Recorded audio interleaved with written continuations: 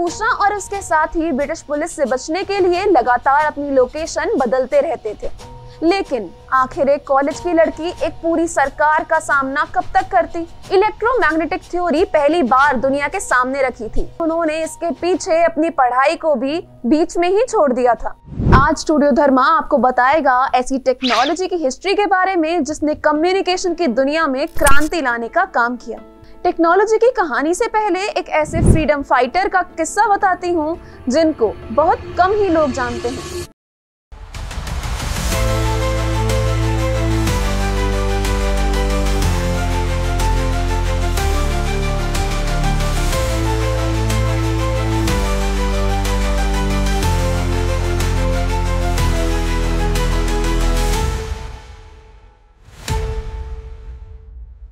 बात है उस दौर की जब देश में क्विट इंडिया मूवमेंट चरम पर था। पूरा देश अंग्रेजों के कब्जे से आजादी के लिए तड़प रहा था। देश में जगह जगह अंग्रेजी फौज का पहरा था। अंग्रेजी सरकार के खिलाफ किसी भी आवाज को दबाने की पूरी कोशिश की जा रही थी। ब्रिटिश सरकार ने जर्नलिज्म पर बहुत रेस्ट्रिक्शंस लगा दी थी, जिससे मूवमेंट बिखरने लगा था। अलग अलग मोर्चों पर ब्रिटिशर्स के खिलाफ लड़ रहे फ्रीडम फाइटर्स के आपस में कनेक्शन के रास्ते लगभग बंद कर दिए गए थे। उस समय एक 22 साल की लड़की ने एक रेडियो स्टेशन की शुरुआत की जो क्विट इंडिया मूवमेंट के लिए डूबते को तिनके का सहारा बना। उषा ने एक सस्ता सा ट्रांजिस्टर खरीदा, अपनी समझ और बहादुरी से एक पोर्टेबल रेडियो स्टेशन की शुरुआत की जिसका नाम उन्होंने कांग्रेस रेडियो रखा, जिसने देश में अलग अलग लड़ रहे फ्रीडम फाइटर्स को एक साथ लाने में मदद करी। उषा और उसके साथी ब्रिटिश पुलिस से बचने के लिए लगातार अपनी लोकेशन बदलते रहते थे और पूरे 71 दिन तक पकड़े नहीं गए थे। लेकिन आखिर एक कॉलेज की लड़की एक पूरी सरकार का सामना कब तक करती? वो पकड़े गए, जिसके बाद उषा को जेल में डाल दिया गया। उषा ने जेल से निकलने के बाद अपनी पढ़ाई पूरी की और देश की तरक्की में अपना योगदान दिया। उषा मेहता की पूरी जिंदगी बहुत इंटरेस्टिंग रही। अगर आप उन पर पूरी वीडियो देखना चाहते हो तो कमेंट सेक्शन में जरूर बताना। स्टूडियो धर्मा उषा मेहता पर पूरी वीडियो बनाएगा। आज की वीडियो उसी टेक्नोलॉजी के बारे में है जिसने उषा की बहादुरी को सही डायरेक्शन दी और उनको एक फ्रीडम फाइटर बना दिया। शुरू से शुरू करते हैं। 1860 में एक साइंटिस्ट हुए जेम्स क्लर्क मैक्सवेल, जिन्होंने a dynamical theory of the electromagnetic field नाम की किताब में इलेक्ट्रोमैग्नेटिक थ्योरी पहली बार दुनिया के सामने रखी थी, जिसको बहुत से साइंटिस्ट ने नकार दिया। लेकिन कुछ ऐसे भी थे जो इस थ्योरी को सही मानते थे। उनमें से एक थे हेनरिक रुडोल्फ हर्ट्ज। हर्ट्ज अपने आप में रहने वाले, बहुत कम बोलने वाले, बस अपने कामों में लगे रहने वाले शख्स थे।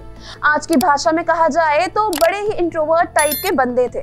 लेकिन वो जिस टेक्नोलॉजी पर रिसर्च कर रहे थे वो इंसानी जिंदगी को पूरी तरह बदलने वाली थी।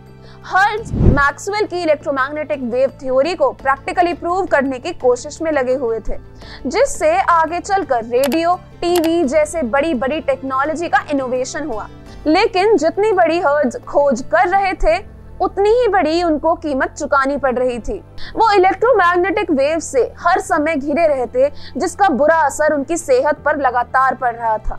लेकिन उनके जुनून ने उनको कभी रुकने नहीं दिया। वो बिना रुके इलेक्ट्रोमैग्नेटिक वेव्स की थ्योरी को प्रूव करने में लगे रहे। हेनरिक ने 1888 में इलेक्ट्रोमैग्नेटिक वेव्स की एग्जिस्टेंस को प्रूव किया। इन वेव्स को बाद में हर्ट्जियन वेव्स के नाम से भी जाना गया, जिसको आज हम रेडियो वेव्स के नाम से जानते हैं। इलेक्ट्रोमैग्नेटिक वेव्स इलेक्ट्रिक और मैग्नेटिक फील्ड से बनती हैं, जो बिना किसी मीडियम के स्पेस में ट्रैवल करते हैं। इन वेव्स की स्पीड लाइट की स्पीड जितनी तेज होती है। लेकिन अपनी रिसर्च में उन्होंने खुद को इतना खपा दिया था कि उनकी 1884 में 36 साल की कम उम्र में बीमारी के चलते मौत हो गई। अब ये तो पता चल चुका था कि इलेक्ट्रोमैग्नेटिक वेव्स होती हैं, लेकिन इन वेव्स से काम कैसे लिया जाए ये बताया गुलियेल्मो मार्कोनी ने। 25 अप्रैल 1874 को इटली के बोलोग्ना शहर में एक किसान के यहाँ जन्मे मार्कोनी बचपन से ही साइंस की तरफ अट्रैक्टेड थे। पढ़ाई से ज्यादा उनका ध्यान उस टाइम पीरियड में हो रही नई नई इनोवेशन में था। इसी बीच उनको हर्ट्ज की वेव्स की खोज के बारे में पता लगा, जिससे उनके दिमाग में घंटी बजी और वो लग गए उस कमाल की इनोवेशन के काम में जिसको हम रेडियो के नाम से जानते हैं।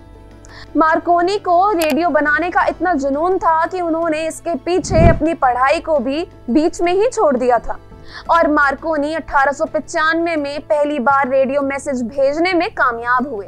हालांकि ये केवल 2.5 किलोमीटर की दूरी पर ही था, लेकिन इसने ये साबित कर दिया था कि रेडियो सिग्नल्स या रेडियो वेव्स के थ्रू कम्युनिकेशन किया जा सकता है। और 19वीं सदी की शुरुआत तक उन्होंने अटलांटिक ओशन के पार रेडियो मैसेज भेजने में कामयाबी हासिल की। अब इस टेक्नोलॉजी से मैसेज तो भेजे जाने लगे थे, लेकिन अभी तक ये कुछ कोड्स ही भेज पाता था, जिसको मोर्स कोड कहा जाता था। ये टेक्नोलॉजी रेडियो से पहले की स्टेज पर थी, जिसको वायरलेस टेलीग्राफी के नाम से जाना जाता था।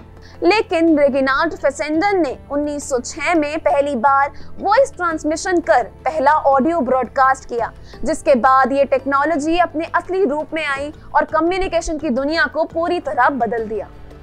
हर साल रेडियो की पॉपुलैरिटी बढ़ने लगी। 1920 में दुनिया के पहले कॉमर्शियल रेडियो स्टेशन की शुरुआत हुई, जिसके बाद ये पूरी दुनिया पे छा गया। 1927 में इंडिया में पहली बार एक प्राइवेट कंपनी ने रेडियो की शुरुआत की। कुछ समय बाद 1936 में ऑल इंडिया रेडियो की शुरुआत हुई। आज रेडियो दुनिया भर में मास कम्युनिकेशन का एक बहुत ही इम्पैक्टफुल मीडियम है।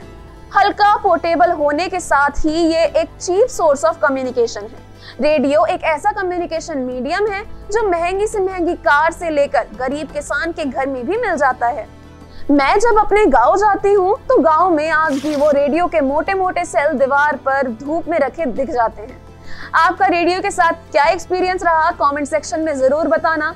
मिलते हैं अगले हफ्ते, तब तक अपना और अपनों का ख्याल रखें। वीडियो अच्छी लगी हो तो लाइक करें और स्टूडियो धर्मा को सब्सक्राइब करना ना भूलें। शुक्रिया।